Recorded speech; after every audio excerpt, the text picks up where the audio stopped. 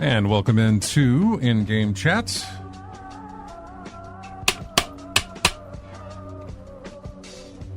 Get that done first. Get that out of the way. In-Game Chat, Saturday, June 13th. Am I right? Yes, June 13th, 2026, Season 20, Episode 18. I'm Scott. And I'm RJ. And we want to welcome you into the show. Of course, you can check out ingamechat.net for all the links to get in touch with us. Find us on Twitter at In-Game Chat. Find us on Facebook at In-Game Chat. You can email us, everyone, at ingamechat.net. We are streaming right now on twitch.tv, which you can go to Twitch. Just Google Twitch or go to twitch.tv. You can type in our name. You can find us live there. You can just go to our website, ingamechat.net, and scroll all the way down, and you'll find links to get in touch with us in any number of ways, whether it be through Twitch, whether it be through Discord as well, which we are on right now also. So you can find us there. You can on Twitch. You can join in our chat room, which we've already got some guys in there right now, hanging out, chatting, and we appreciate it. Real quick before we start the show, this will be and this will be very quick because I really can't talk about it on the air.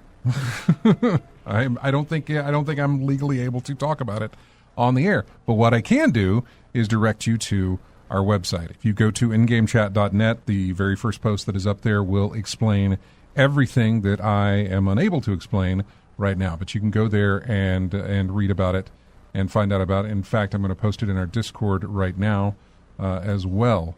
And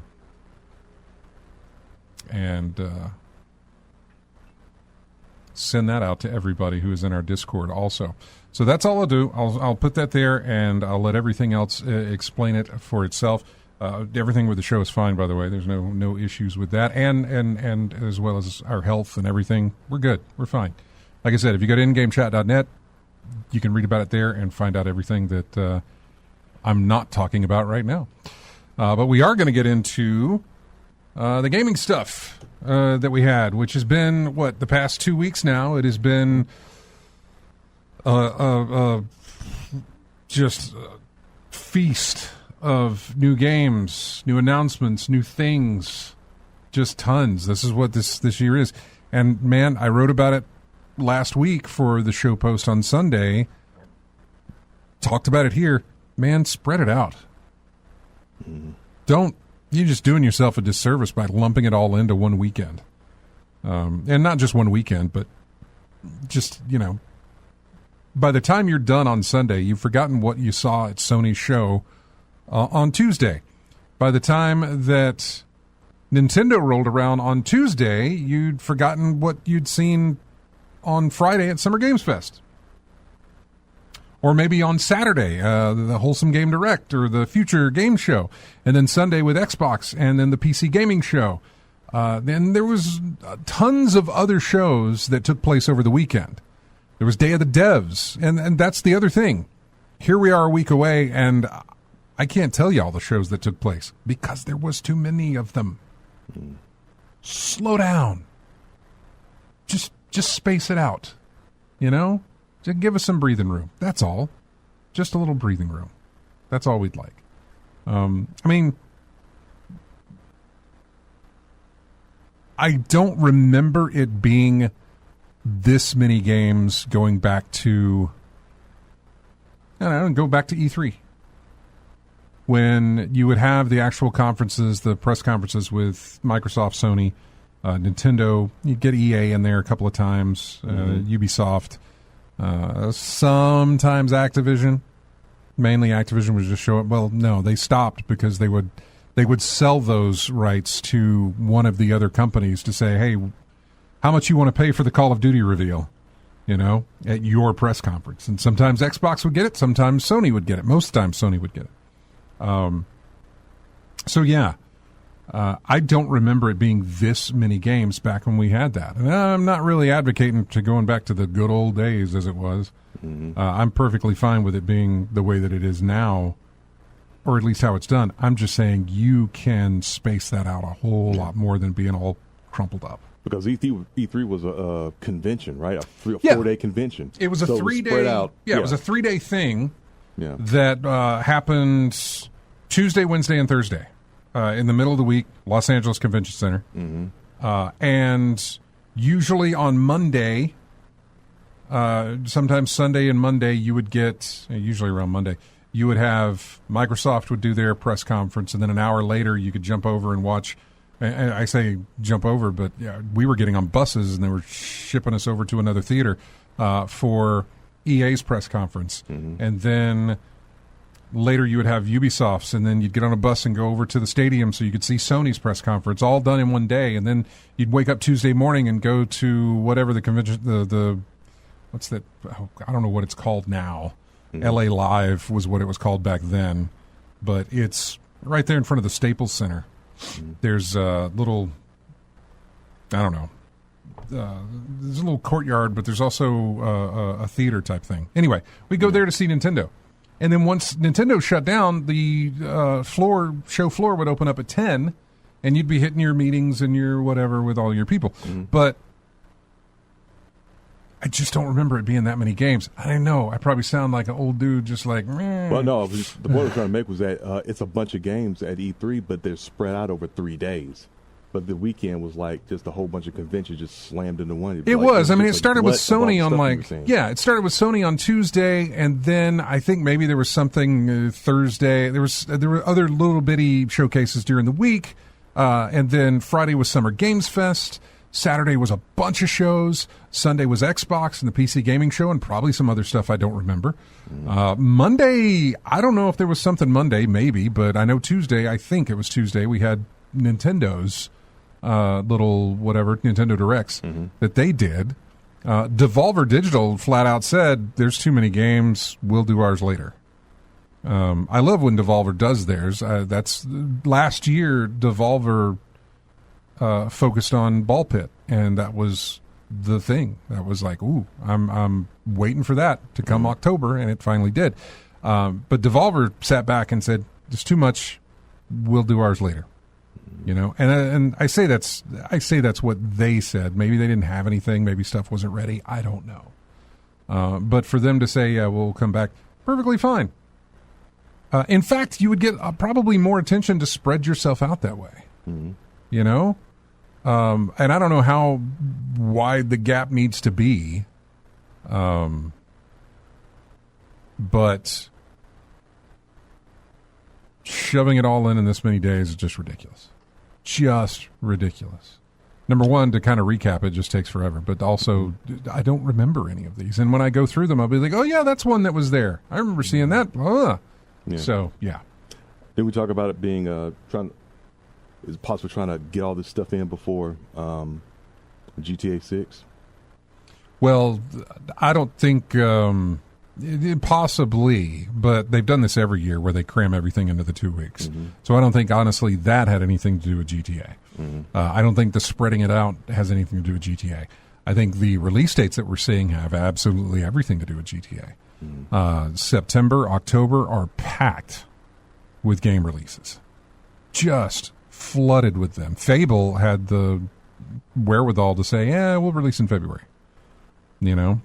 Although I don't know, from what I've seen of Fable, I think they could have been fine with maybe a December release if they wanted to. Actually, Fable could have done an October or December. Wouldn't have mattered. It's Fable. It's gonna bring some people in. It's a lot like Nintendo with their remake of Ocarina of Time for Zelda. I think it had a 2026 date on it, but only the year, not an actual day or month. They'll be fine. GTA is not getting released on the Switch, so what does Nintendo have to lose? Because if you don't have a console by now, you are paying out the nose to get one. Whether it be used, I don't know. If you know somebody that's selling one, you'll probably get a good price on it.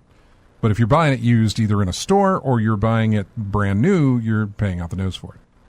You're paying more than what people paid for it when the thing launched at this point.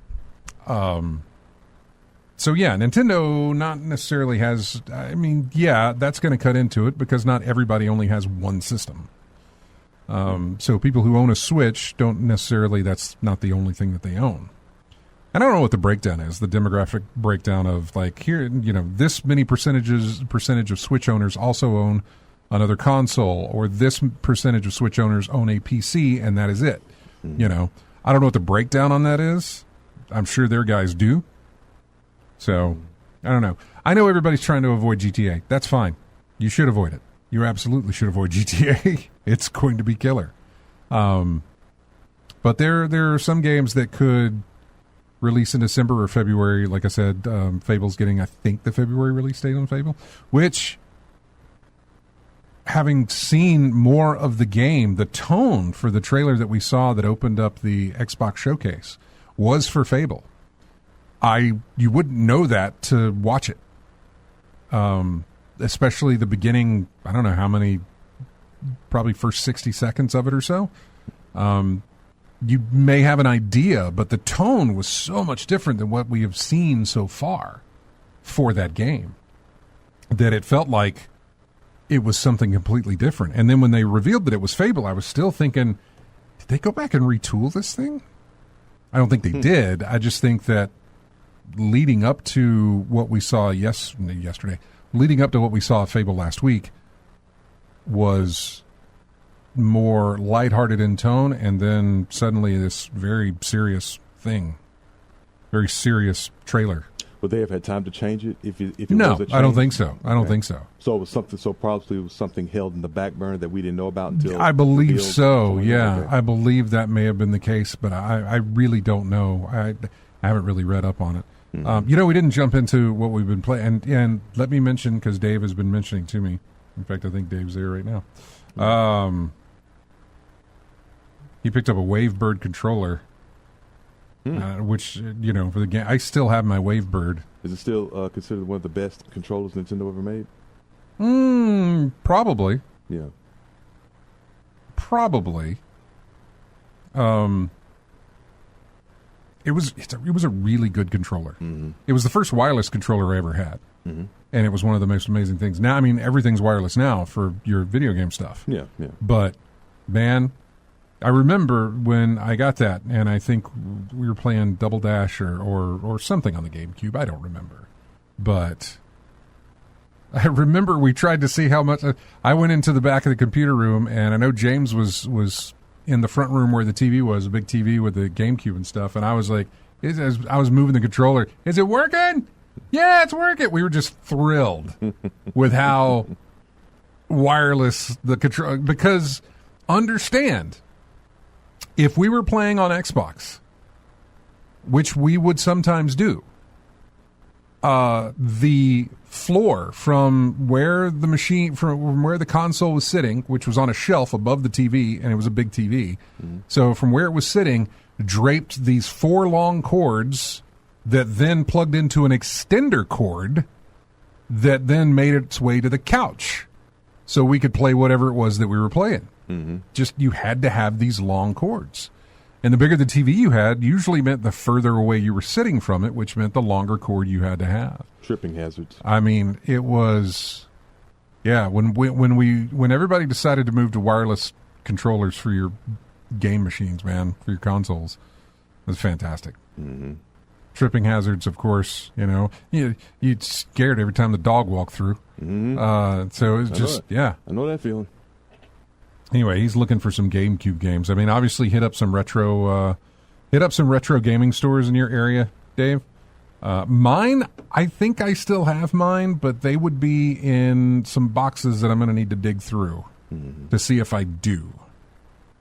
I kept a lot of games, but I think I kept a lot of my GameCube games. But yeah, we'll see about that. What have you been playing, RJ? Well, the more the usual, with GTA, Virtua Fighter, and MLB The Show and the First Ascendant. But I did try something new this time around. I did try to play the first few parts of RoboCop Rogue City. Oh, hey. I actually is that the expansion or the first one? No, that's the first one. Okay. Because the first one was free with PlayStation Plus. The expansion is still available. I haven't picked that up yet. I think it's called Unfinished Business. Yeah, I think it's called that. Yeah, I think it is too. Yeah, but I played the first prologue and the a little bit of the first part. But yeah, I had to get used to the fact that this is not the typical action hero, run and gun type first person shooter, because you're not a soldier. You're a robot, a walking tank, really. So I'm more concerned with durability than agility in this case, right? So I got to be methodical in what I can and can't do, like taking cover.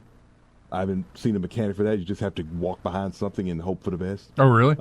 Right now. I mean, you are a RoboCop, for God's sakes. Yeah, but still, you're not as bulletproof as the movies or the series are. I mean, you take a significant amount of damage, especially depending on the difficulty that you put it on. But the way you heal is you have these OCP units. I forget what they're called, but you can only hold 3 of them at the time. You can only hold 3 of them, and you have to hold circle to charge it up and heal yourself up, right? With your heal yourself up when you do so. But you can only hold 3 at a time, so you're going to have to look around. They're all over the place when you're playing through the game, so you just have to be careful and keep it out and look for things. You look for evidence, items, stolen items, things like that related to the crime. There's secret things to find here and there.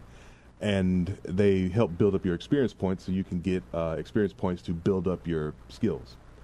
And investigations of cases, things like that, you hand out tickets in some cases. You can befriend or make enemies of the people you deal with, depending on whether or not you follow his directives or not. Like, do you want to be a stickler for detail with all the laws, or do you want to give a kid a break for doing a misdemeanor? It doesn't mean you don't have to arrest the person. You can just let them off with a warning or something like that. It's up to you. Choices like that. But so far, I'm having a pretty good time with it. I'm going to give it some more play. Let's see how I can get to it. See what RoboCop can and can't do with the upgrades and everything. So I think we're going to have a good time with that, playing it. All right. Yeah. For me, it's just been more Batman. Going through, finishing up the Riddler challenges, finishing up the Clue Master challenges, all of which I've pretty much done all of the ones that are kind of spread out across the map. The stuff I'm doing now is that once you completed a certain number of the Riddler challenges and the Clue Master challenges, a special challenge would open up, and those only continue to open up once you finish those specifically. So, in other words, let's say there's like 200 challenges, which there likely is. I mean, it's a big number. Yeah. So you do like 10, and it's like, hey, there's a challenge room ready for you. If you were to go do that challenge room and finish it, okay, well, the next 10 of the random ones that are spread across the city that you do, another challenge room would open up. So I've done all of the random ones across the city. Now I'm just doing each challenge room. Once I finish one, another one opens up. Once I finish that one, another one opens up. So I'm just doing those. I don't have very many to go. Like, I don't know, maybe 3, maybe less than that. And one other case that I'm working on. And then I'll be done with those. And then I can focus on story missions to go back and get whatever else I missed. So they broke up the Riddler challenges for this game? Really? Because what I remember about the Riddler challenges is that the only thing special happens when you get all of them done.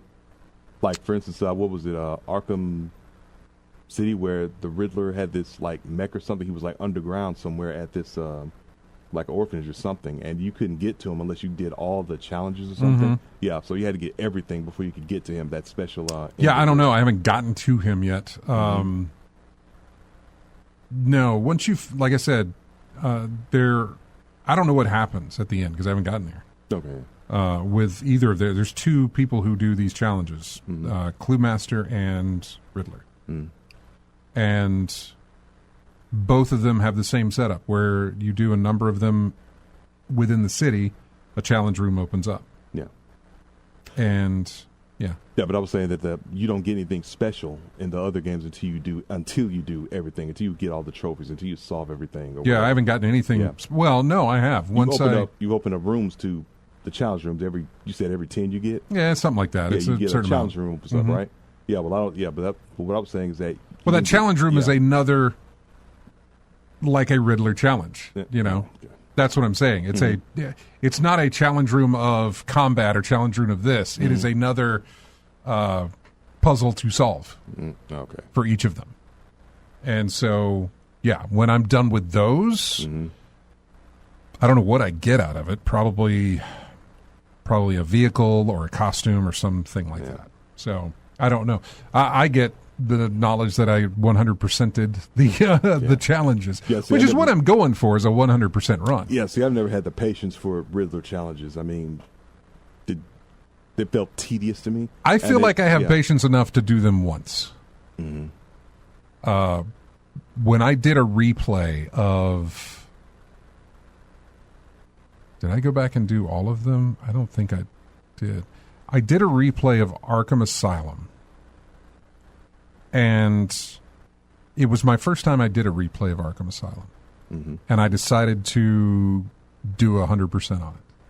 100% in the realm of, get all the trophies, that sort of thing. Did I do 100% on all the combat challenges and the sneaky rooms and things? No, I did not. That requires a skill that I just don't have. But I did go back through and play that. And then I think I moved on to Arkham City and I did the same thing, because apparently on the original first time that I did these things, I didn't get everything. I didn't play it in that way of like, okay, I'm going to be real serious about this and get all of my goodies and side quests and everything else.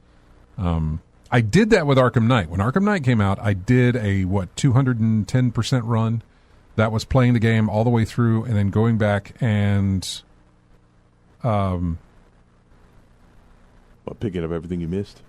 No, the DLC, I think. The Season of Infamy that they had, or a Year of Infamy that they had, where they released DLC for an entire year, they released some DLC for it. And you had a completely other menu that you go through and do a 100% on that. Oh, okay. And so I want to say I went back and I did everything in there.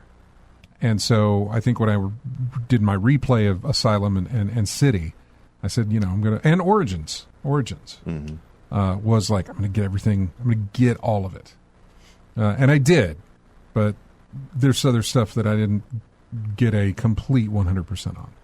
Just because of the combat challenges and things like that. It was like, knock down 5 guys with the zip line thing. And it's like, there's ways to do that, but I just wasn't into it. So go through without getting hit, or get up a 75 combo or something like that. Right. I've been watching a lot of those Batman videos of people who are just absolutely insanely skilled. I say they're skilled. Yeah.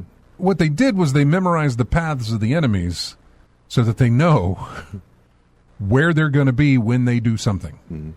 So when I take out this guy, I know that the guy across the way is going to come up this particular set of stairs, and will have a gun with him or whatever. They've just played a ton of it. Yeah. I remember watching a buddy of mine, Richard. So shout out to him for playing. I think it was the Arkham. I want to say it was City, but yeah, we were watching him play. We were at a friend's house watching him play, and he was getting racking up huge combos in combat during one of the challenges, and he was just. It was just combat challenges. I love the combat, the ones where you just get thrown into a brawl with tons of people, and you just keep going. Yeah, I absolutely love those, and that's a great place for me to probably get some of those little achievements that I was saying, whatever. But when I'm in the thick of it, I'm not thinking about that. I'm thinking about make sure you don't break your chain. Make sure you keep your combo meter going and doing this and flipping back. And that guy's got a shield, so vault over him. He's got an electric stick, so do this. And it just... Yeah, it was the variant enemies that kept throwing me off. The things. It's like I was trying to attack someone with the electric baton. That was always breaking the combo for me. There's the guys with the knife that you have to kind of do a three dodge move to get the counter on. God, it's been forever since I've gone back to that, but and I don't know that I have any desire to go back to it. It's been fun in Lego Batman. It's been real fun playing that. Like I said, I've got a few more things. I think I'm 96% complete to get 100%. And I know there's a special thing that I'm not going to spoil anybody with. I know there's a special thing for getting 100%. And I could YouTube that to check that out. But honestly, I want to do it myself. So, or at least try to see if I can do that myself. So that's the plan. But yeah, there's just been that Batman and Snap. I don't think I've played anything else. Yeah, I don't think I have. I've been thinking about what I'm going to play next. I need to go back and finish up Spider-Man. I haven't done that. Spider-Man 2 for PlayStation. I've got Dispatch, and I really want to. That one's been popping into my head a lot of like, what am I going to play next? And it's like, hey, you've got Dispatch. You should play Dispatch. Yeah. I haven't played that yet. I should play that. I played the demo, but I haven't played the actual game. Yeah, I'm trying to get into the backlog. Yeah, no. I've still got Lies of P. I've got DLC to pick up for that as well. So I got DLC for Rogue City, and I've got DLC for Lies of P to pick up as well. So it'll be a minute before I can look at games and say, hey, I'm going to buy that. Not on day one anyway, at least. Well, not just day one, but like even if it's on sale, it's one of those things where it's like, you wait. Wait and make sure you can make the month before you want to decide to spend, Some games, by the time you get to it, you'll have the Game of the Year edition with all the DLC unlocked and everything. So and looking at some of the charts, I say charts, but it's some of the price charts as far as like, here's what the game is now, or here's what it's on sale. Final Fantasy Rebirth. Final Fantasy VII Rebirth. It's currently down to $20. But I remember when it was like $35, and I was thinking, all right, that's the good price. I can pick that up. That's that's almost half off from $65, $70, whatever the game was. Yeah. So it's like $35. That's a good price. But hey, I waited, and now it's down to $20. Yeah. Which is probably the bare minimum it'll hit. Maybe years and years and years from now, it may be cheaper. But it's just one of those things where I look at those and I'm like, if you wait, it might show up on the free games for the month. It'll be lower. Well, this is for PC. Well, in my case, for PlayStation, because that's how I got. Lies of P and RoboCop Rogue City. Exactly. Just showed up free for a month, and I was like, oh, okay. But I have the other Final Fantasy VII, whatever the thing is, the original remake of Final Fantasy VII that actually turned into a trilogy. That one I picked up last Christmas or Christmas before last or something. I can't remember. Wasn't it called Remake? It may have been. It may have been called Remake and then Rebirth, and then they've got. And then we saw was it Xbox or was it Xbox? I think it was Xbox. See, they're all running together already. They really are. Yeah. We saw at one of these. May have been Summer Games Fest. Anyway, something this past weekend. We saw the next in that trilogy, or at least the final one in that trilogy. So, anyway, that's what I've been playing. We haven't jumped around to our news yet, and I've got a lot of news to cover, so we're going to jump right into it whenever we come back. Once again, a reminder, check out our website, ingamechat.net, for what is posted there, and we appreciate that. And we're going to go to a break here. We've got music here from SOPA, S-O-P-A, with the subtitle of Tale of the Stolen Potato. We'll be back with more of In-Game Chat right after this. He said as he pressed the button. There it goes.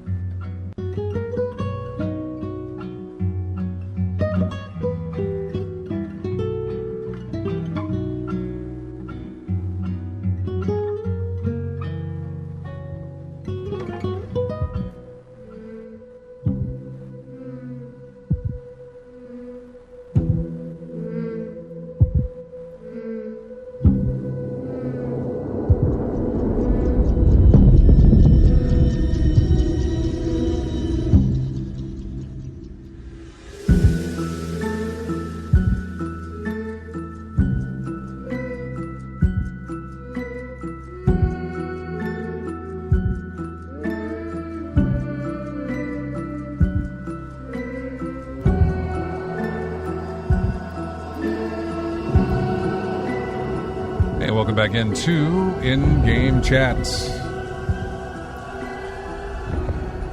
This is called Return to Nowhere, and the name of the game is Little Nightmares 3. I knew there had to be some suspense or horror or something. Well, you can tell we're in the October months of our game releases. No, the creepy voices had me thinking of Sleepwalkers when it first came on.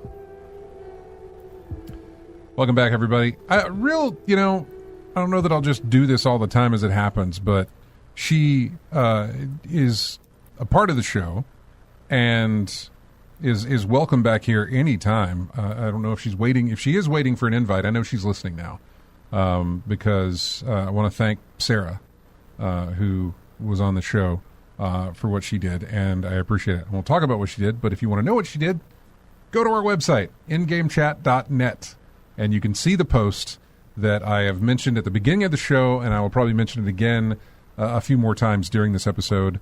But Sarah, who I haven't heard from in a while, it's amazing she's still listening, and we appreciate it, and thank you so much, Sarah. Feel free anytime you want to make that long drive with these gas prices, you want to come and be on the show. Feel free to do so there. But yes, ingamechat.net is where you need to go to see what I can't talk about. Anyway, going through the list of things, and I don't know, do we want to hit the showcases? Because, God, there's a lot to talk about. I guess we'll start with Xbox and talk about that, because a lot of stuff came out of that. Talk about the state of Xbox itself, the state of their multi-platform situation, where a lot of games were like, hey, we don't care, we'll release our games on PlayStation. Apparently they do care. And so we will get into that in here in just a moment. We opened up with, they didn't open up with Fable, they opened up with Gears of War. Forgot about that. Gears of War E-Day, we saw that. I thought this was just a remake of the very first Gears of War, but it doesn't seem to be that. It seems to be just a prequel to the entire Gears of War series. Seems to be that way. It's getting an October 6th release date. That's another thing to hang on to, is the different release dates you hear for all of these games, and everyone that's trying to avoid the GTA 6 juggernaut. Fable. We saw a new trailer for Fable. That is, I believe, that's sometime next year is when that releases. The character that opened it up is really familiar, and I looked her up later, and it was Haley Atwell. I recognized her. I was like, gosh, she's really familiar. There's another voice in that trailer that is also very familiar, and that took me a minute to place, only for the fact that I haven't heard her voice in forever. Because I haven't watched the series since they stopped the series. What We Do in the Shadows. The lady that plays Nadja, she is in that trailer as well as a voice. Halo Campaign Evolved got a new gameplay trailer, and that is coming out in July. I thought this was also another remake of the very first Halo. It seems to have some new stuff in there. This will get a Steam release, a PlayStation release, and an Xbox release. We're going to go back to the E-Day thing a little bit later on and bring that up, because that was scheduled to be a PlayStation 5 release as well, and it did not.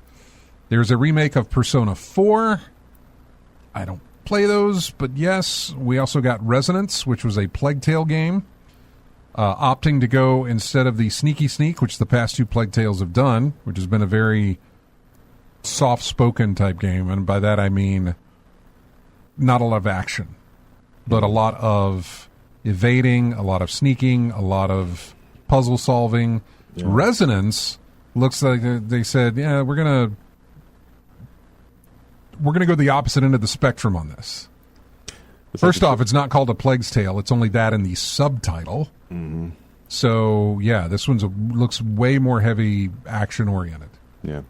I was about to say, it's kind of like the transition like Resident Evil went from survival horror to action horror to a degree.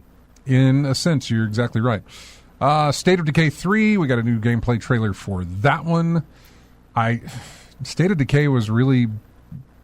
The first one was very well received. I think maybe the second one. This third one has been in production for, God, a long time. Too long? I don't remember when it was first announced. I'd have to look that up. State of Decay 3 first announcement. July 2020. So here we are 6 years in, still not released yet. Sea of Thieves got a new update. Of course, it gets one every year. Metro 2039, we got a new gameplay trailer of that. I don't know. I'm either way on it. I played the second game. I never touched the third. I keep wanting to play it. I just never get a chance to. Metro. I don't know if this is the fourth or the fifth. I really haven't been following along. Mm-hmm. Bad Magpie was announced. Wolong 2, Winds of Ember. Again, action-type game. A game called Join Us was announced for March of 2027. It is a cult-like game, I guess, to where you recruit people to be in your cult. This was a surprise. Senua, which I guess is the next game in the Hellblade franchise. It's going to be out in 2027. I had no idea that was a thing. I thought that we had the two games and we were wrapping it up. Great two games, by the way. Hellblade and Hellblade 2 were fantastic. Played the first, didn't get to play the second, but I didn't think they would be working on the third one. I mean, did the end of 2 give a hint that a third one was on the way? No. Not at all? Okay. No. It didn't, but it also didn't give any kind of closure to say that this is the last one we're going to do. But for me, I was satisfied if it was. I was satisfied that if this is what they're going to do with this and it's over with, then that's fine. It doesn't say remake. Just hope it's not a remake thing. I don't think it's a remake. I really don't think it's a remake. But my question here is that I remember from the release of the first one to the second one, there was a nice gap of time. Yeah, there was a gap between, This feels like less of a gap of time between the second and the third. Then again, if they've got the engine built and they've got all the assets saved and they've got everything they need and they just got to do the mocap stuff, then maybe they're a little bit ahead than where they were going from 1 to 2 than they are from going from 2 to 3. I don't know. Doom Eternal Revelations, an expansion that is coming in July for Doom the Dark Ages. Why does that say Doom Eternal? It's actually Doom the Dark Ages, not Eternal. Just misprint. Very big misprint. I will be using a different service on this. Crazy Taxi World Tour coming in 2027. Hadn't heard anything from Sega about that since last year, and now that we know, we're getting another Crazy Taxi, or getting a whatever Crazy Taxi World Tour. It looks like it's going to be having a story, like a story mode in there or whatever. But I think what people were talking about was where the other characters from the original Crazy Taxi. I was never a Crazy Taxi. I mean, I played it, but I was not somebody who could tell you the characters in the game. Yeah, I mean, Beatty, Joe, Gus, Gina, and Axel. Yeah. You're a Sega guy. I know you're going to know these things. I don't know. No, we me and some buddies played this game religiously in the arcades back in the day. So we have a lot of experience with it. But a story mode, it looks like they're implementing a story mode in this thing, and it's only featuring one character. So where's everybody else at? That's what some folks were saying. That was your questions on it? Yeah.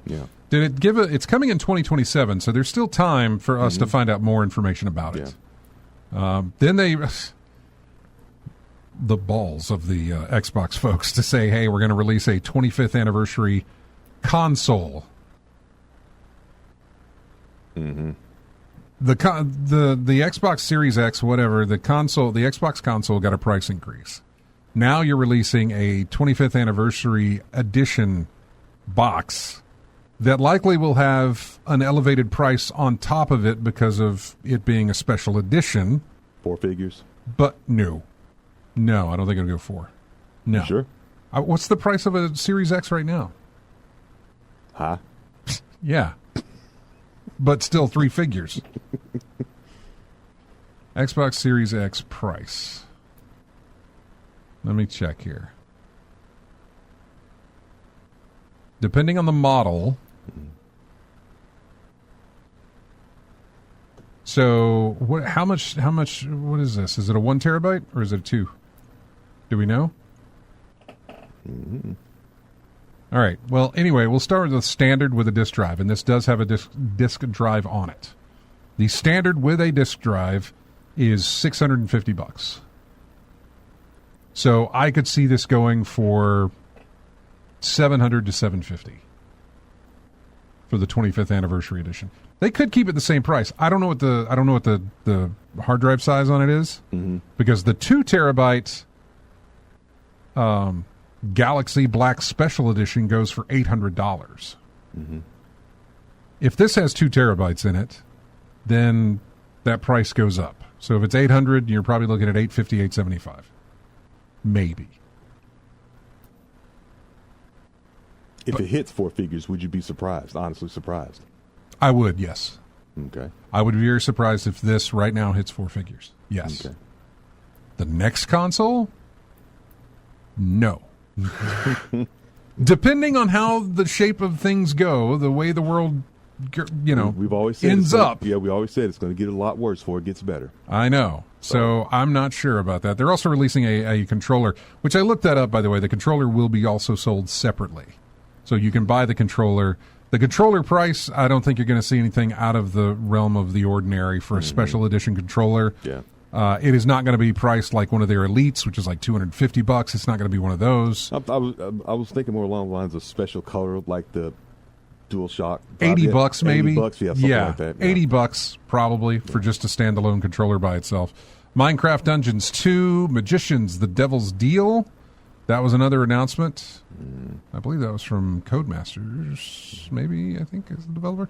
Valor Mortis is coming in September, they announced, but that got moved to, I think, October now. It got a delay, but not too big of one.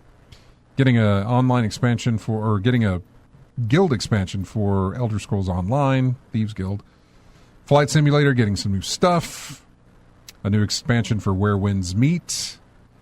A nice side-scroller looking thing coming out in October for Castlevania, Belmont's Curse. That looks nice. I like my little side-scrollers, especially since it'll probably get a release on PC, which will look good on the Steam Deck. Persona 6 was announced with a very short trailer. I'm not a Persona guy, so I don't know how important that is to people. Probably big, since you're making a 6th version. So, Spyro, A Realm Beyond was announced, and it's a brand new game, not going to be a remake or something like that. It's a brand new Spyro game. I was not around. I mean, I was around for the Spyro days, but I wasn't around, I wasn't playing Spyro. Yeah, I've heard of it, just didn't play it. I didn't either. Yeah. It's a big thing, because they had a lot of those, too. They made a lot of Spyros. Yeah. The last thing Spyro that I remember was when it was the toy-to-game thing. I don't remember even the name of it now. But you bought little bitty figurines that had the little... What, the amiibo? Well, they weren't called amiibo, but this was the first game that did that. Was that thing with, Disney Infinity? Little pogs or what? I mean, it's exactly like that, but this was the first game to do that. Okay. And I can't remember what the name of it was called, but I had a couple of them. I had a prototype one that I'd gotten at E3 when they were showing off the game, and... they had a little, little thing on the bottom that when you put it on the base, it would scan that character into your game. And it was the first one like that. Lego followed up. Disney followed up. Was it UB Fun Keys? No. Okay. It could be, but it wasn't. That wasn't the name of it. Oh, it's PC. Okay. Oh. Skyward something? Spyro? I can't remember. Hey, we got Clockwork Revolution. That was another game that they showed off, which we needed more of. And as I was watching, I was like, you better give us a date, which they tried to do. They gave us a year, 2027. They didn't give us a date. And as we all know, throwing out a year just means we can delay this if we need to, and they might. I don't know. That's another one that's been in production now. Every year at these Xbox things, we've gotten a little bit more of Clockwork Revolution, just not a date. But we did find out that it will be an Xbox console exclusive. And more Call of Duty Modern Warfare 4. Another trailer for that, so yay. There, we just speed run the entire Xbox showcase. But when we come back, I'll get into a little bit of kind of everything that went on with that. The exclusivity that they were talking about. We've got stuff about that to talk about. The PC Gaming Show, I don't know that I can run down all those games. We won't have time to talk for about anything. As we said, it was too much. Yeah. But yeah, there's a lot there. Anyway, got a lot of news stories, and probably these will carry over into next week, the ones that we don't get to. So anyway, we'll be back with more of In-Game Chat here in just a little bit as we get closer to the top of the hour. Got music here from another game. I think we're in October here. It's a game called Bye Sweet Carol. Bye as in B-Y-E. Goodbye, like goodbye. Yeah. Bye Sweet Carol. The name of this track is called Dancing Lessons. So we'll be back with more of In-Game Chat right after this.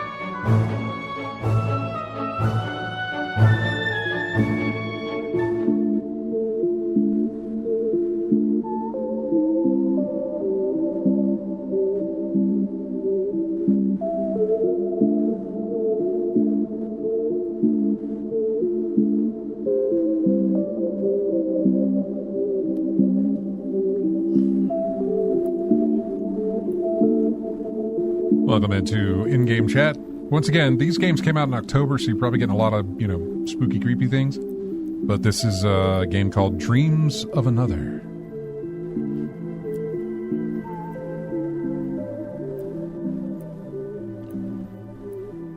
Before we go on, I have to thank Dave for what he did. And a big thank you to Bryan, RTR, who is in the chat room right now, and also posted on our Discord there. So big thanks to Sarah and Bryan, Dave. Bryan, good God, man. Thanks. I much can't. appreciated. Yeah, isn't it though? want to know what we're talking about, just go to ingamechat.net and you can find out from there. But we good. So thank you on that. Yeah, Thar mentioned that everybody that was at the Fan Fest, the Xbox Fan Fest watching the show, got a free 25th anniversary Xbox console there. About 300 people or so. So, good on them, and that's great. But yeah, I wanted to go back to Xbox because this comes from all things GameSpot, which whatever they've. I've rarely gotten news from them in the past, but it was seeing that Gears of War E-Day was going to be an Xbox exclusive, knowing that the biggest talk and rumor and everything else was that was also going to get a PlayStation 5 release. It suddenly made me think, was I wrong on this? Maybe I'm confused. Maybe I'm thinking of Halo, because I know Halo's getting a PlayStation 5 release. Mm-hmm. But with Forza being announced for PlayStation 5, with a couple of other Xbox games that were going to be PlayStation 5, not exclusive, but going to be released on PlayStation as well, Xbox seemed to have this thought that, we're going to be more open about releasing our games on other platforms. We got the PC part of that covered. We're going to do that, no problem. But we're also going to put our stuff on Sony's things. Sony, not as no, they're not as open to doing that. Yeah. With theirs. In fact, cutting off PC recently altogether for their single player experiences. Mm-hmm.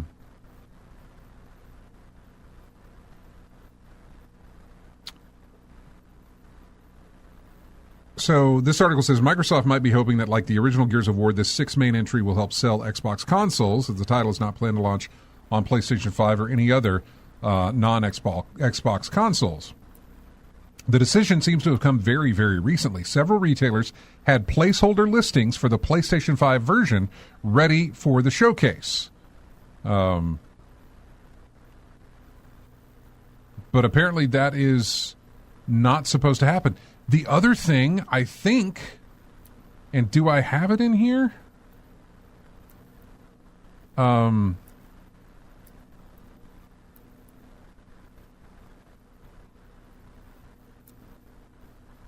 Maybe not. I thought maybe one of these things would cover it, but I want to say that one of the videos, or some video out there of the of the E-Day thing, had something saying that the footage was captured on a PS5, written on top of it or something like that. But maybe that's not the case. So I don't know. But yeah, apparently that was a very recent situation of them pulling that. The other exclusive is Clockwork Revolution, another long-in-development title from NXL Entertainment. Originally revealed in 2023, the game was never marketed as coming to PlayStation 5 and might never have been planned for third-party console platforms the way that Gears of War E-Day apparently was. Halo Campaign, Doom the Dark Ages, Minecraft Dungeons, they're all still coming to PlayStation 5. And Microsoft mentions in its post-show blog post that these are the results of previously announced multi-platform plans.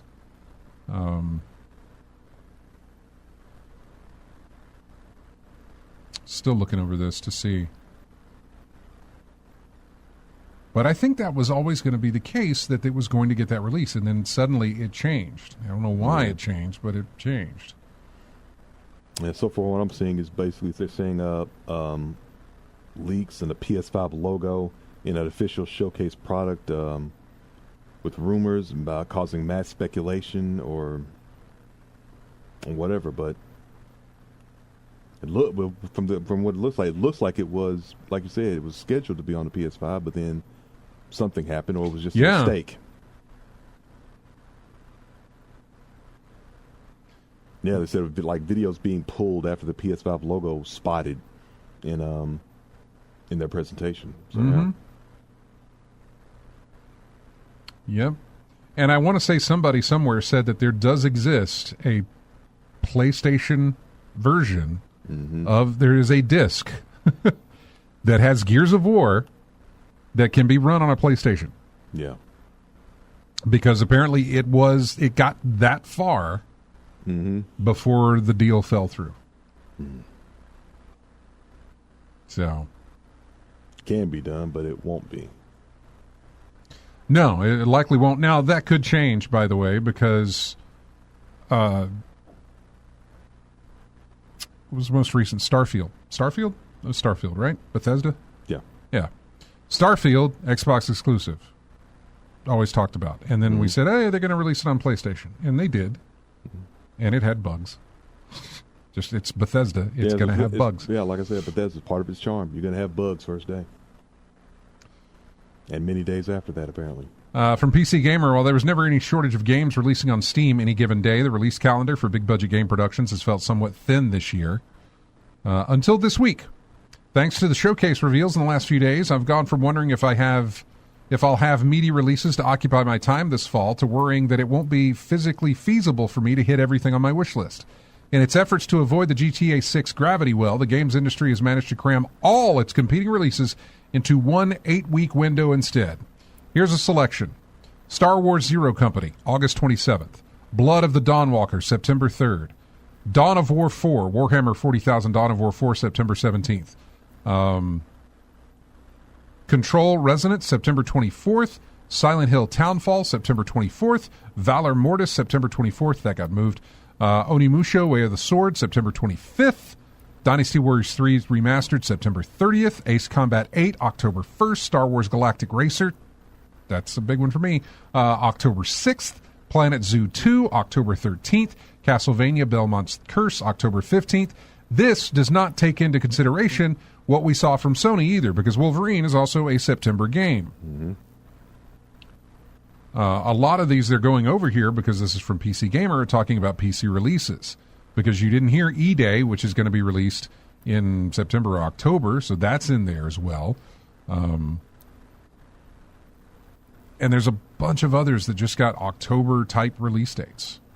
And that's just a very small selection as well. So, it's a lot. Yeah. Like it says in the bottom, under that list, about, I'm just one man with one attention span. Yeah. Yeah.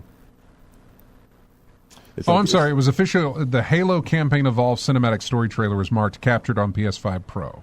Mm-hmm. The reasoning for that was because, again, last minute, Halo Campaign Evolved was supposed to be at Sony State of Play. As a big shocker surprise type of thing, to see Halo show up at a Sony thing would have just, been one of those, oh my God moments. Mm-hmm. Given how that has been, that would be like Mario showing up on Sega. Yeah. Which he's done. Well, no, Sonic has showed up on Nintendo. I think Mario showed up on Sega, has he? One of the, what was it? I know they did the Mario at the Olympics. Olympic Games, but that wasn't, that was only on Nintendo, I think. Yeah, sounds like a Nintendo game. Yeah, but it may have gotten some console releases there. I don't remember. I don't think Sega was around in the console business at the time that was released. No, they got out of a while back. Switch. Nintendo Switch. Okay, Mario and Sonic at the Olympic Games. Yeah. Published by Sega for the Nintendo Switch. Man. Yeah.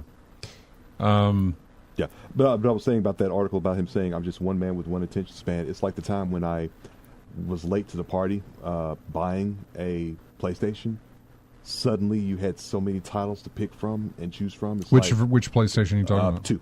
2? Okay. 2, yeah, because I was... 2 had a nice library. Yeah, and I was like, there's so many titles here that I would like to play, but it's overwhelming. I got too much to pick from. Yeah. So, I see what he's saying about I'm only one person with one attention span, so...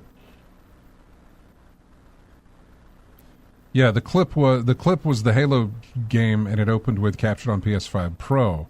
Apparently, that would have made more sense if it originally supposed to be part of Sony's State of Play. Question then is why? If this was intended as a State of Play reveal, it never made the cut. Did Sony ditched the trailer after hearing that Xbox had U-turned on the PS5 port of Gears of War E-Day, or did Microsoft pull the trailer from Sony's show itself, in the knowledge that it wanted to lean into the concept of Xbox game exclusivity in its own show? They reached out for comment. They have not heard anything on that. So, yeah. Curious about that as well.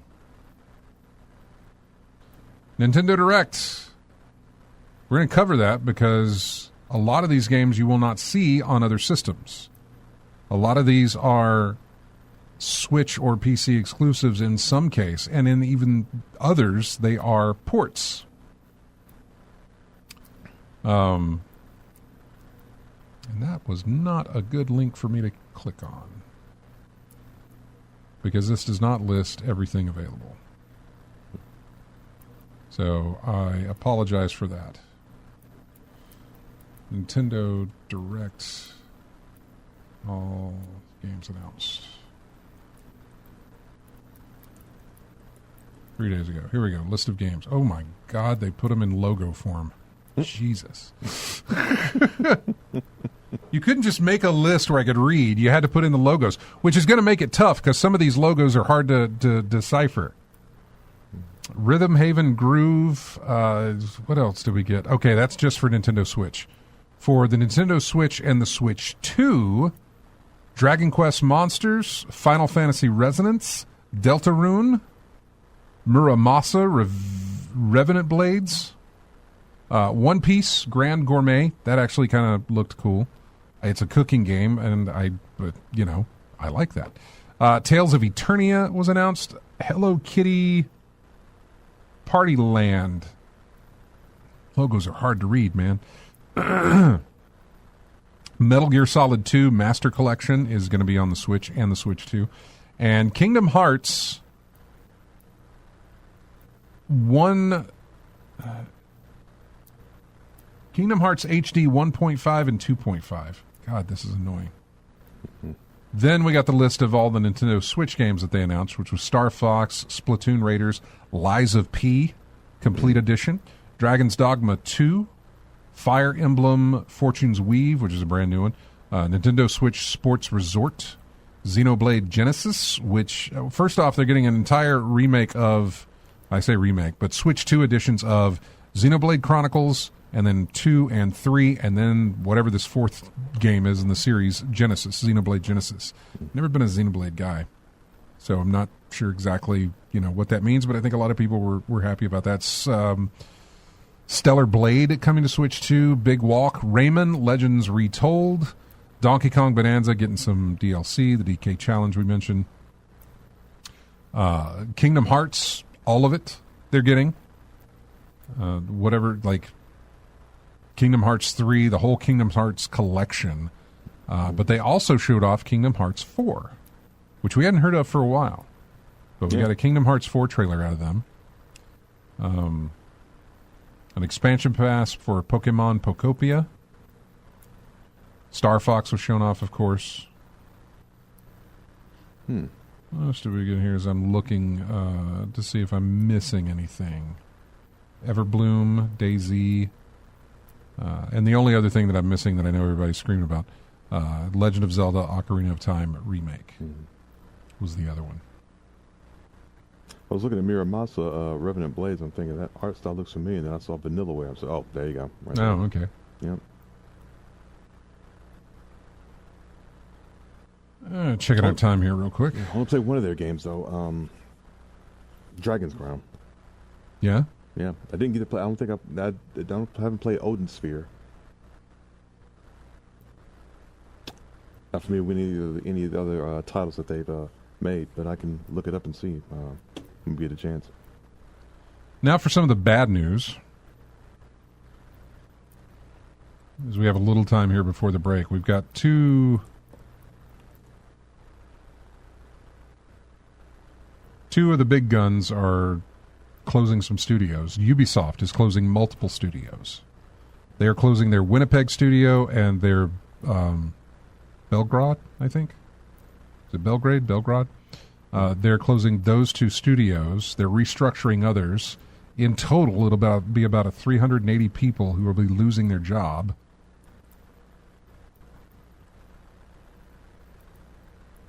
Trying to remember what they worked on. Winnipeg was founded in 2018, and it worked on the game engines, the Anvil and the Snowdrop game engines. But the Belgrade team, they worked on The Crew 2, Tom Clancy's Rainbow Six, Riders Republic, and Skull and Bones. Now, on the other side of that, Xbox, Microsoft, is now also reportedly preparing for significant layoffs. Days after its gaming showcase, Xbox is reportedly slashing budgets and preparing to lay off a significant number of staff as part of new CEO's Asha Sharma's business reset for the Xbox brand. Via a new article from Bloomberg, the first of these cuts will come in July, soon after the conclusion of the company's fiscal year. According to the sources, Xbox is also planning major cuts to marketing budgets as well as other areas of business. This comes after Sharma has spoken publicly about the financial challenges facing Xbox, saying that it was not in a healthy spot. A letter first sent to employees internally at Xbox, then later published on the Xbox Wire News website, is signed by Sharma and Chief Content Officer Matt Booty, entitled Next 100 Days Xbox Reset. Breaks down the performance of the company, revealing it had a 3% accountability margin this fiscal year and that annual revenue has decreased nearly $500 million.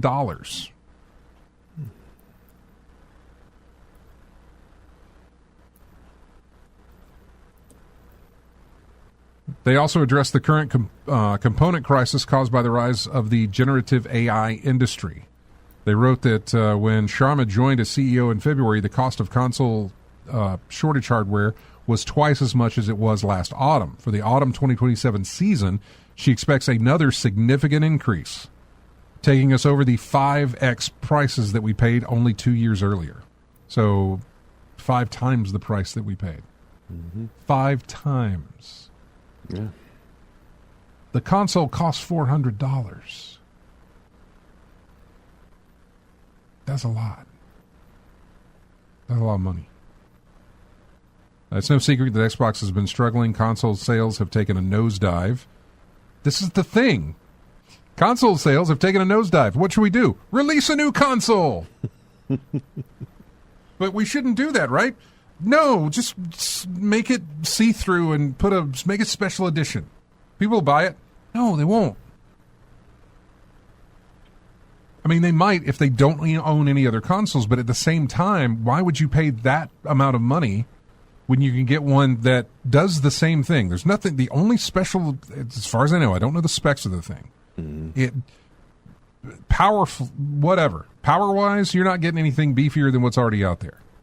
You might be getting a bigger hard drive space, but that's it. You're getting a nice green-colored Xbox console. That's all you're getting for whatever the price is going to be for that thing. Yeah. And I don't understand that. They also revealed they lost millions of Game Pass subscribers when they did that recent price hike.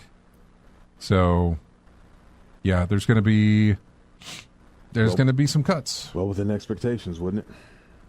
You had to have seen. I mean, they had to have seen that coming, though. You have to see that coming. You got to also remember. I mean, Microsoft, just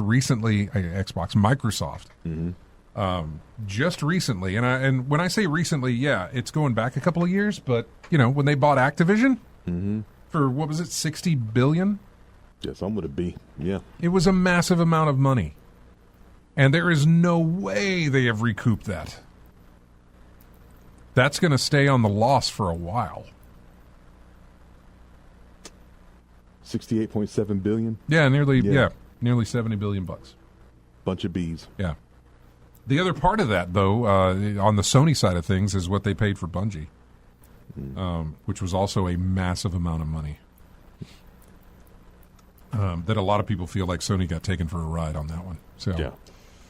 All right, we're going to take another break, and when we come back, we've still got more to talk about here. So, yeah, plenty of remakes and all this other stuff to go over, and it's a lot, and we're kind of just bouncing around all over the place. So, anyway, join us when we come back. We've got music here it's the menu music for Little Rocket Lab. We'll be back with more Vid Game Chat right after this.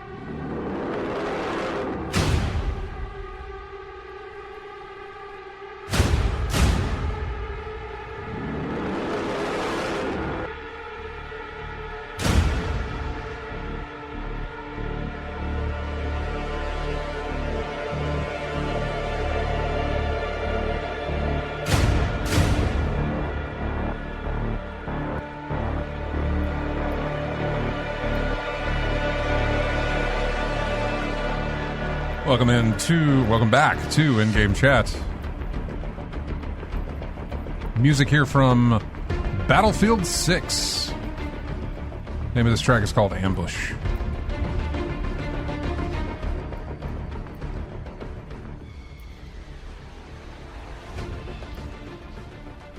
Following up on that Xbox thing with the console stuff, Asha Sharma has warned that the current shortages and high pricing of computer memory, the RAM crisis as it's known, will result in radically different business models for game consoles, and these will come into effect as soon as this year. She told Fortune magazine that Microsoft, I said Fortune magazine, are they even a magazine anymore? Anyway, that Microsoft must think about other options about how to market game consoles, from pricing plans to partnerships, in the face of hardware that will be too expensive for a mass audience. And while she reiterated plans for Project Helix, which is the next Xbox that is going to be coming out at some point, we don't know when, a high-end PC-compatible console, Sharma suggested that the console market would have to reconsider its exclusive focus on premium high-performance hardware and consider making less resource-intensive games. Her remarks come on the heels of similar comments from Sony's CEO, who, with respect to the PlayStation 6, said Sony must think carefully what we will do and consider changing business models. Sharma went into a bit more detail, which helps elucidate the kinds of changes that players in the game industry might be looking at. She laid out the challenge facing console manufacturers in stark terms that help explain why, for example, Valve recently increased the price of the Steam Deck by $300. There is a shortage of memory and storage, and the costs are exponential. Usually at this point in the generation, they're about 50% of the cost, and we're seeing that they're up nearly 3 times now. She said prices had increased by 50% in just the last 100 days since she had accepted her new job. They're going to be up effectively 7.5 times. Meanwhile, shortages are such that Microsoft is having a hard time meeting demand for Xbox Series consoles, never mind selling more of them or making a more powerful processor. She says that I think we've reached a point where it will be hard to imagine that mass audiences can afford thousands of dollars to spend on a console generation. And so I think we'll start to see radically different business models that we never expected start to come into orbit later this year. What might those business models look like? She appeared to suggest that mobile-like payment plans are one way forward, perhaps even in partnership with other businesses, the way smartphone plans are bundled with cell service contracts. This is a road we've been down before. Mm-hmm. I don't mean a road we've been down physically. In other words, that hasn't happened yet. But there was talk many years ago, back when there was more than just you and me on this show. Mm-hmm. There was talk of that whole cell phone plan type thing. Get you in under a contract. You know, you own the console for 2 years and you pay this much money every so often. You know, or every month you pay this much money to cover the cost of the console. Mm-hmm. But you're under contract or whatever the case may be, something like that they were trying to do, cell phone plan-wise, is what we were considering. Or what we were seeing the way things may go. That was before we had ever reached the situation that we're in now. Mm-hmm. Way before we ever reached that situation. And I want to say, I swear that Xbox actually did that at some point. Again, going back a ways. Mm-hmm. Anyway, so she suggests the mobile payment plan, perhaps in partnership with other business, the way smartphone plans are bundled with cell service contracts. We must think about other ways to think about the cost construction of the console. We must think about how we create different plans so more people can participate in the console.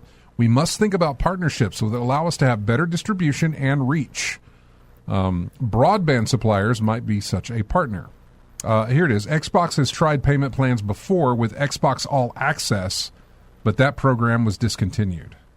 She went further, intimating that the video game industry's traditional model of pushing out new cutting-edge hardware every 7 years or so is no longer fit for purpose. Rather than just the most premium high-performance console in the world, she admitted that there was material work to do just to make sure Project Helix can make the market at all. Perhaps most tellingly, she said that video game technologists could no longer take large amounts of storage and memory for granted, and that this will change how games are made. I think that we have to think very differently about storage and memory going forward. We will have to apply new techniques so that we can compress that. We will have to empower customers to have very flexible storage offerings. We will have to empower new types of games so they can fit on the device. There's going to be a lot of innovation. This will take years, not days, not weeks, but we'll go through it together with the community. Yeah. It makes me curious what the size range is on GTA 6.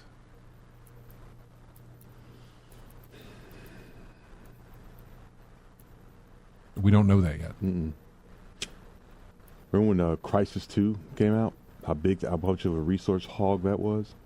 For me, it was Star Wars The Force Unleashed sequel. 20 gigs. Mm-hmm. That was, at the time, like, what? You're asking me to free up 20 gigs of space on my machine for your game? Mm-hmm. That was a lot to ask for at whatever time that was that came out. Yeah, back then, yeah. Because this would have been pre-2010. Mm-hmm. You know, we were running 50 to 100 gig hard drives. You know? Yeah. I mean, we got terabytes now, and we've got massive gigs, but at that time, you weren't. Yep. And so asking for 20 gigs of your space was a lot. That was a tall order. Yeah. And now I look at my roster of games on the PS4, PS5, and it's like 130, 120, 100, triple digits. It goes gigs, to her point in saying that, we're going to have to figure out how to compact that space, because storage right now is very expensive. Mm-hmm.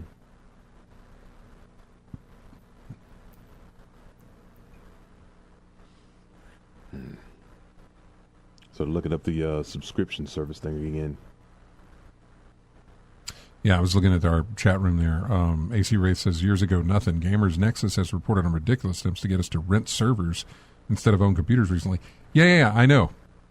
I know that's something that has also been sort of thrown around in the talking of computers. And also just, renting the servers instead of owning the computers, because then you can just stream play the game or whatever the case may be. Mm. But you would be paying a constant subscription for it. Yeah. I would hate to think, and they've basically already done it, but I love building computers. I love adding parts to adding parts or switching out parts or getting something new in that I can put into my machine and take it apart and put the stuff in. I love doing that. When it comes time for me to build a new PC, I look forward to it. Mm-hmm. It's fun to shop around to decide what it is I'm going to go with as far as a processor and a motherboard and all these other things. I loved doing that. I loved going to PCPartPicker.com and building my PC there and then ordering the parts. Not at one time, but over a certain amount of time, waiting for some deals, getting the parts in, sort of knowing like this is the route I'm going, this is what I want to build. And then when you get all the parts in, man, you set aside that day where it's like, I'm going to build my PC, and you build it, and it's great. You love doing that. They're about to take that hobby away from me. They already really have, given the price of RAM and everything else. Mm-hmm. I mean, Matt, I believe, maybe it wasn't Matt, maybe it was Steve. Maybe it was both. Bought pre-builts, I think. Yeah. They bought the pre-built machines. Yeah. And that's fine. I'm not trashing pre-builts. I'm just like, I like putting them together. No, look, both situations, that computer was yours. Mm-hmm. You paid for it, you built it, you put it together, or you bought it pre-built, but that thing was yours. Now, the idea of you like having to rent that thing and keep paying for it. Like I said, they've already taken that hobby away from me because of how much the price has increased on that. I'm not looking at upgrading my computer. I don't know when. That'll be forever before I do that. I may get a new graphics card to put in it, but eventually I'm going to run into the bottleneck of my CPU just not being able to do what it needs to do to help move that along. And that's a shame, but that's it. I'm just going to be stuck where I'm stuck, and that's all. You know, I'll play the games on lower resolution or lower, graphical settings if that's the case, if I need to, whatever the case may be, and play them that way. But that hobby right now is essentially done until prices come down. And as we've said, if you think the prices are high right now, you will look back on this and be like, boy, I wish I had picked up when I could, But, yeah. Sounds like the end of an era.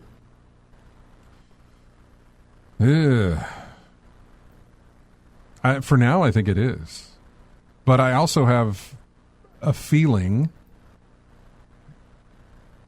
I don't have this feeling, other people have this feeling, and I kind of agree with them, that this whole AI thing is a bubble that will eventually burst. In what way it bursts, I don't know.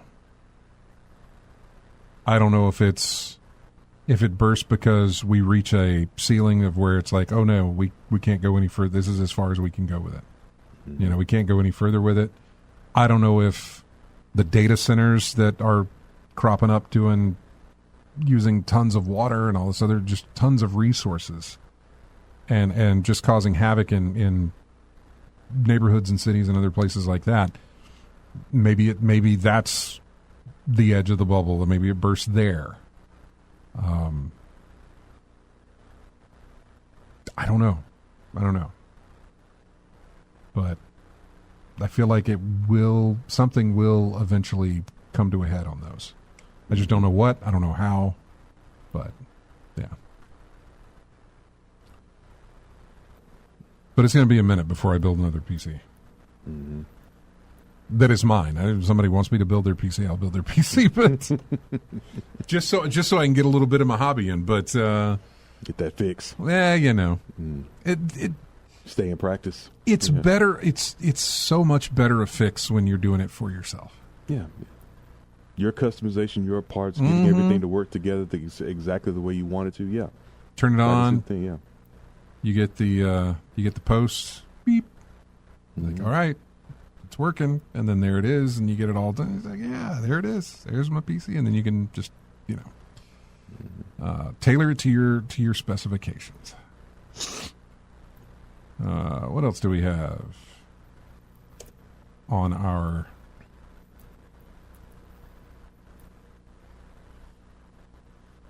Yeah, Destiny 2's update came out this week. Their final update came out this week, and the servers crashed. The moment the final update went live, everybody rushed to the servers. They crashed minutes after the update went live. Players aren't mad, though. Instead, they are actually cheering it.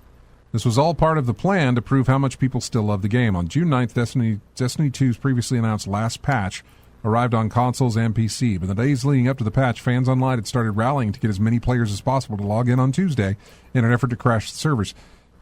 You crash the servers every time they'd launch, at least. Now, when I was doing it, the day of the new stuff, by the time I got home, usually you were okay. You might be in a queue, but you would get in to play a little bit. There were only a few occasions where that extended downtime was like, I'll just play it tomorrow. Yeah. So it's not necessarily out of the ordinary. Now, maybe after their last little story thing, the final shape and all that stuff, maybe the stuff that came after, not as big of a rush to get to the servers. I don't know. But I know every time I played, anytime they did updates like that, it was like, yep, servers are down. For many, this was a way to prove to Sony and Bungie leadership that Destiny 2 and the franchise shouldn't be left behind. It's a way to prove that there's still a big audience for the online live service shooter that launched back in 2017 as a sequel to 2014's Destiny, published by Activision. And then, at around 1:45 p.m., fans succeeded and killed the servers for Destiny 2. Usually, people complain, but this time people were sharing images of the error messages and posting victoriously online. For many, this was their big response to those in charge of Sony and Bungie, who decided that Destiny 2 shouldn't be put on the back burner. And for others, it was a way to send off Destiny 2, which will remain online for the foreseeable future, but will not get any new big updates or expansions. I mean, they've already made the decision to like put other eggs in the marathon basket, right? Mm-hmm. Yeah. I mean, it makes me think of that saying, "I can show you better than I can tell you." So you see the demand that Destiny has. So maybe he'll do something, but personally, I doubt it. But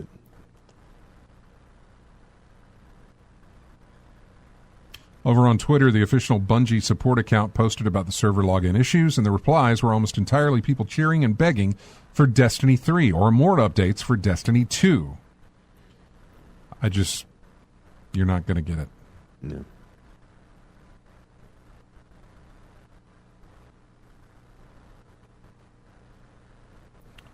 You're not going to get. Given that they're taking everything offline, I really wish they'd remove my ban. I don't think I would get into it like I used to get into it, only for the fact that everything is stopped now. Yeah. But I'd love to jump in there and look around just to be like, oh, look, here's all my stuff. Here's everything, but whatever. I recently, by the way, this week I recently passed 1,000 days since the ban. Since the ban. Yeah. I think I'm at 1,006 or 1,007 days now. So, yeah. I was thinking what Marathon needs to be close to the level that Destiny is. Because it's got the shooting. Apparently. Yeah. But it's missing. They're working on it. Yeah. I don't necessarily know that they're working on it for better or worse, I suppose. In other words, in the long run, is it going to mean anything, whatever they're doing?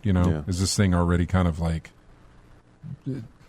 if we were able to travel into the future and see every attempt that they tried to do with Marathon and it just never panned out. In other words, that's what I'm saying. Is it just they gave fruitless effort? Yeah, they gave it a free weekend, didn't it? It like had a burst, and then it just they did a free weekend, and the servers crashed, which is not good when you offer a free weekend and then people can't play your game. They kind of move on. Mm-hmm. They don't sit around and wait for it to come back on. They just I'll come back when it's there. Is what they say, but they don't. Yeah.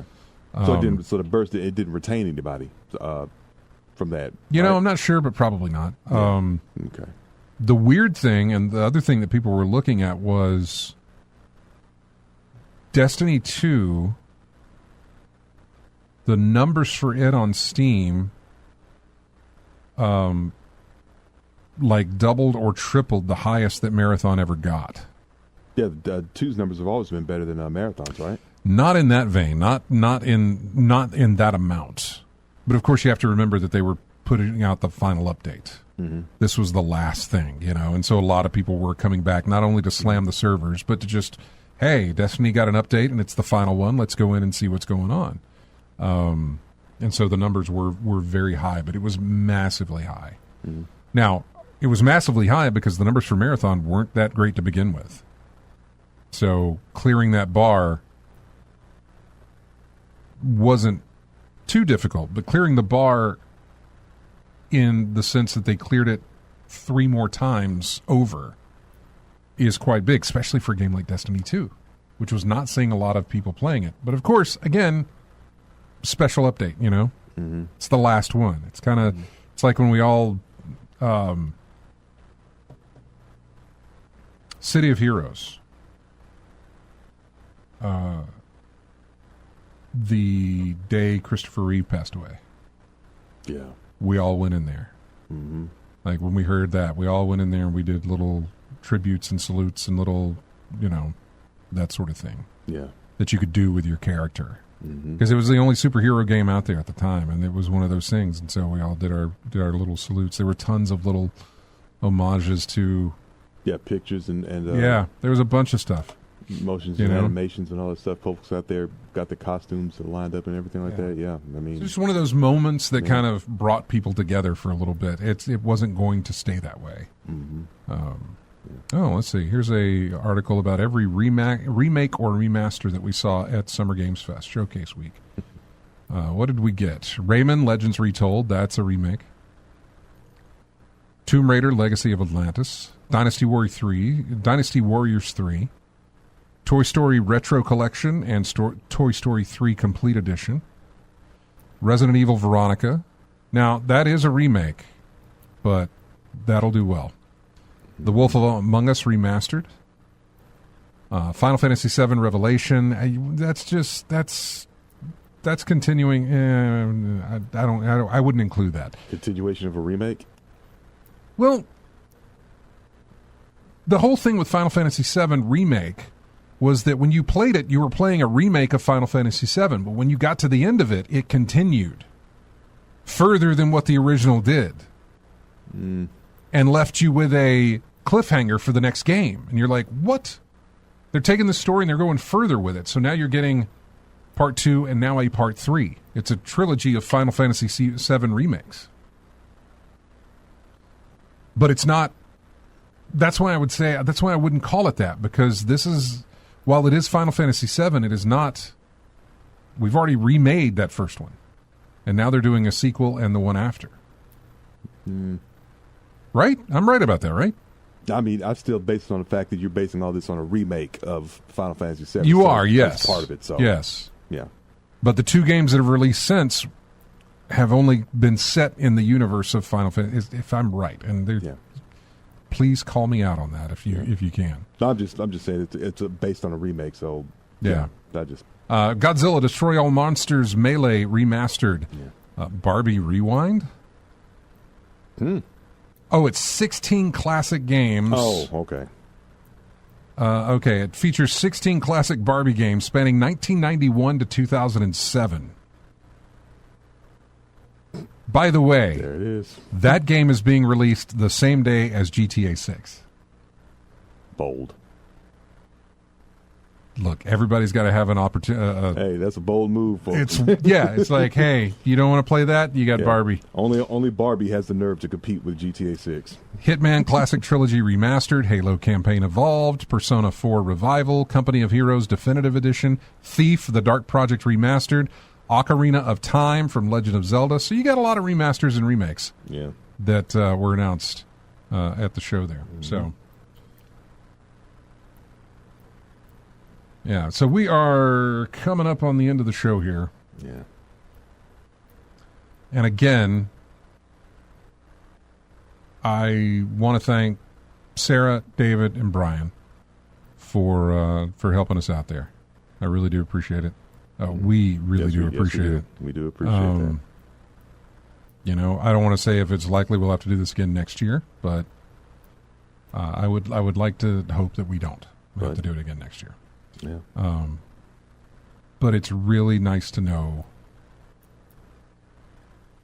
that we got such generous people who are listening to us. We really, really do appreciate that more than you really could know, honestly.